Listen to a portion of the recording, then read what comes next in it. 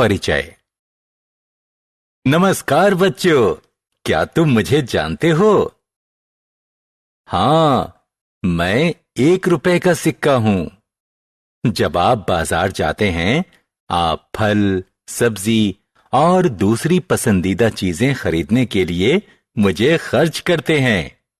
आइए मुद्रा के बारे में जानें। आओ सीखें। रुपए और पैसों का विनिमय करना। रुपए और पैसों को जोड़ना और घटाना। वस्तुओं के एकल और गुणज मूल्य का निर्धारण करना। कुल मूल्य का निर्धारण करना। रुपए और पैसे का विनिमय। हम रुपए को पैसे में विनिमय से शुरू करते हैं। उसके बाद इसका उल्टा करेंगे। 1 रुपया 100 पैसे या 2 50 पैसे के बराबर होता है। 25 रुपए और 25 पैसे। 25 को 100 से गुणा करके उसे 25 पैसे से जोड़ देंगे। यह 25 100 जमा 25 पैसे हो जाएगा। हम इसे 2525 पैसे कह सकते हैं। आश्चर्य! इतना सारा पैसा! रुपए और पैसे जोड़ना। आइए रुपयों और पैसों का जोड़ सीखें। 15 रुपए 50 पैसे को 2 रुपए 25 पैसे से जोड़ें। दोनों राशियों को अलग अलग स्तंभ में लिख लें।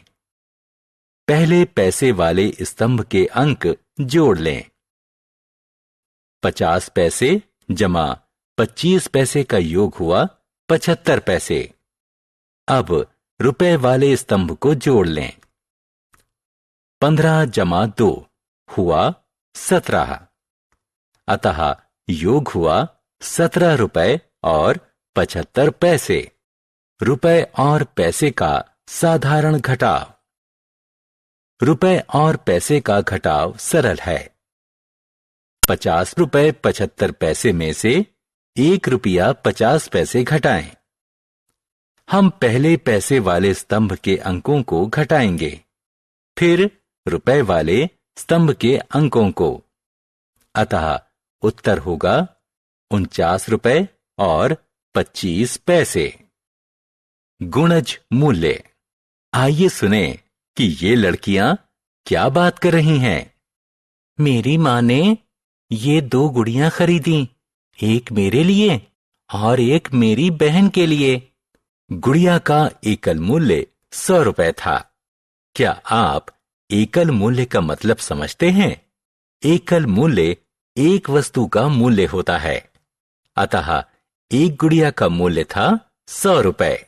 2 गुड़िया का गुणज मूल्य 100 गुणा 2 के बराबर होगा। गुड़ियाओं का गुणज मूल्य होगा 200 रुपए। मूल्य का निर्धारण। मूल्य का निर्धारण विभिन्न वस्तुओं के कुल मूल्य को जोड़ना होता है। हम इसे एक उदाहरण से समझते हैं। 4 पेंसिल, 2 चॉकलेट और 1 टेनिस बॉल का कुल मूल्य कितना होगा?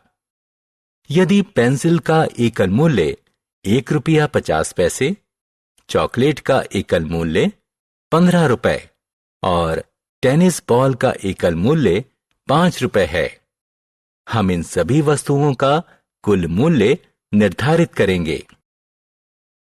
अतः कुल मूल्य बराबर है 4 गुणा 1.50 जमा 2 गुणा 15 जमा 1 गुणा 5 होगा।